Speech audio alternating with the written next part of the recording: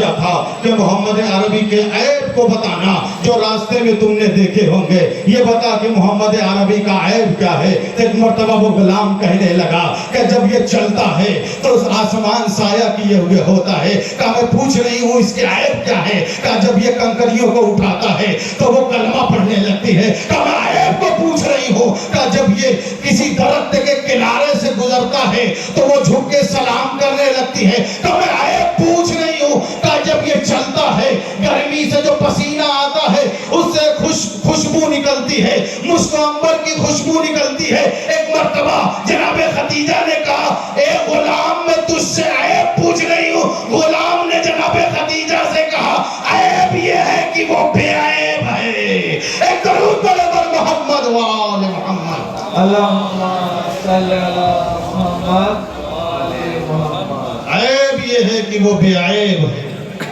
جس کے یہاں کوئی عیب نہ ہو اسے محمد عربی کہتے ہیں۔ جس کے اخلاق کی گواہی خود حضور کی اللہ نے دی ہو اسے محمد عربی کہتے ہیں۔ اتنی شان والا نبی جب دنیا میں آتا ہے، اتنی محنتیں کرتا ہے، اتنی زحمتوں کو برداشت کرتا ہے، اسلام کی تبلیغ کرتا ہے، کوئی کوڑے پھینکتا ہے، کوئی غلاظتیں پھینکتا ہے پیغمبر پر، کوئی پیغمبر کو قتل کرنے کا منصوبہ بناتا ہے، طرح طرح کی رکاوٹیں پیغمبر کے کام میں ڈالی جاتی ہیں، مگر حضور ہیں جو اپنے مشن کو اسی دم خم کے ساتھ آگے لے کے چل رہے ہیں۔ اور جب دین کامل ہو جاتا ہے، نعمتیں تمام ہو جاتی ہے، پھر پیغمبر کہ جب اس دنیا سے جانے کا وقت ہوتا ہے تو پیغمبر کہتے ہیں اے میری قوم یاد رکھنا انی تارکم فیکم الثقلین کتاب اللہ و اطرتی اہل بیتی لن تضلوا بعدی۔ اے میرے اصحاب دیکھو میں دنیا سے جا رہا ہوں، مگر دو گراں قدر چیزیں تمہارے درمیان چھوڑے جا رہا ہوں۔ ایک قرآن ہے، ایک میری اہل بیت ہے، میری اطاعت ہے۔ جب تک ان دونوں کا دامن تھامے رہو گے تب تک گمراہ نہیں ہوگے۔ آج دنیا میں جتنے بھی لوگ ہیں جو بھی محمد عربی کا کلمہ پڑھتے ہیں، جو اللہ کی وحدانیت کو مانتے ہیں، جن کے ہاتھ میں قرآن ہے اور دوسرے ہاتھ میں اہل بیت ہے، یقیناً وہ پیغمبر کے اجر رسالت کو ادا کر رہے ہیں۔ اور یہی قرآن کی آیت بھی کہتی ہے جس کی میں نے تلاوت کیا قُلْ لَا أَسْأَلُكُمْ عَلَيْهِ أَجْرًا إِلَّا الْمَوَدَّةَ فِي الْقُرْبَى۔ کیا تم نہیں چاہتے ہو کہ تم رسول کو ان کی اجرت دو جو رسول نے زحمت کی ہے اور اللہ نے رسول کے ذریعے سے جو اجرت مانگی ہے اس کو ادا کرو۔ کہاں اگر تم اجرت ادا کرنا چاہتے ہو تو تم آؤ حضور کے گھر والوں سے پیار کرو، حضور کے قرابت داروں سے پیار کرو، عشق کرو، محبت کرو۔ یہی حضور کی اجرت ہے جو قرآن تم سے طلب کر رہا ہے۔ قرآن اسی اجرت کو مانگ رہا ہے، پیغمبر بھی اپنے آخری وقت میں اسی اجرت کا تقاضا کر رہے ہیں۔ دیکھو قرآن اور اہل بیت کا دامن نہ چھوڑنا۔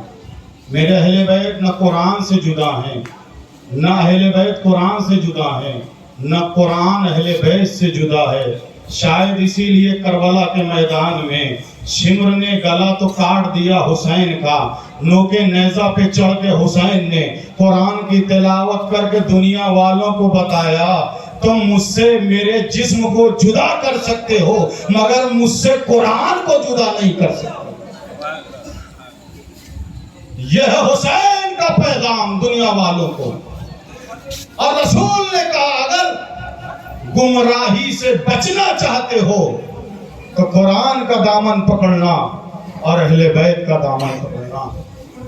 اب آپ مجھے انصاف سے بتائیے، جب حضور نے یہ بات کہی، جب قرآن سے یہ بات ثابت ہے کہ اللہ اجر رسالت کو چاہتا ہے اور حضور بھی اپنے آخری وقت میں اس بات کو کہتے ہیں تو پھر یہ بتائیے، مجھے یہ بتائیے کہ محمد کے گھرانوں سے جو محبت کرے گا، آیا وہ محبت میں مجلس سرکار سید الشہداء نہیں برپا کرے گا؟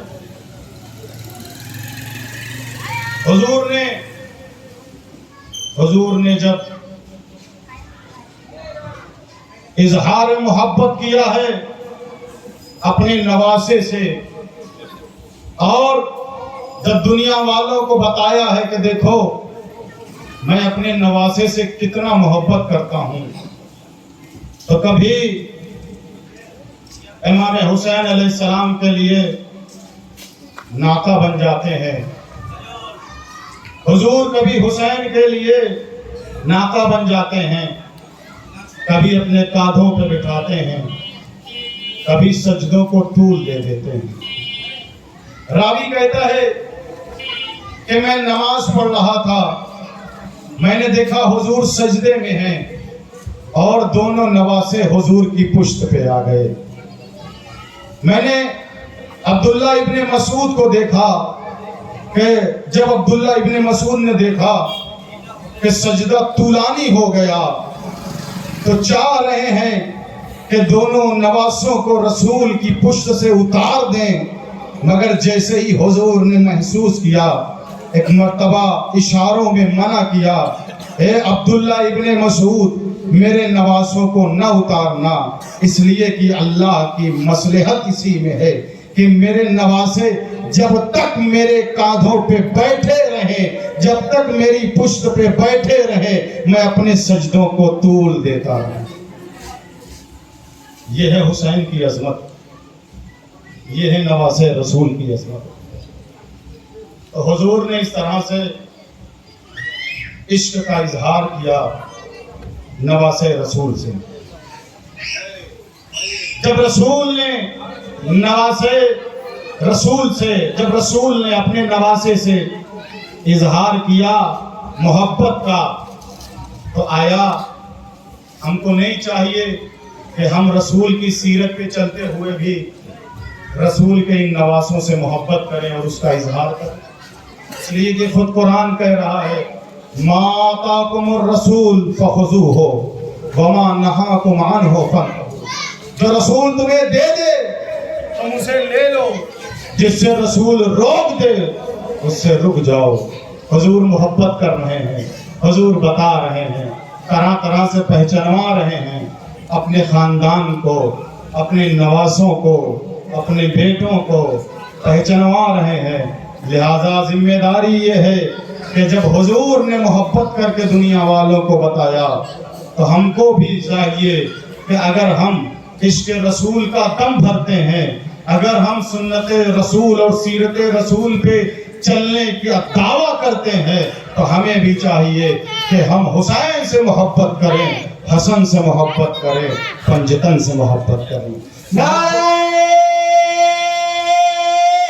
حیدری، حیدری، حیدری، نعرہ حسین، حسین، حسین، لبیک، لبیک، لبیک یا حسین۔ یہی نعرہ لگانا، یہ بھی ایک طرح کی محبت کا اظہار ہے، جو آپ نعرہ لگا کے بتا رہے ہیں کہ ہم محمد کے عاشق ہیں، ان کے نواسے کے عاشق ہیں، دنیا والوں کو بتا رہے ہیں۔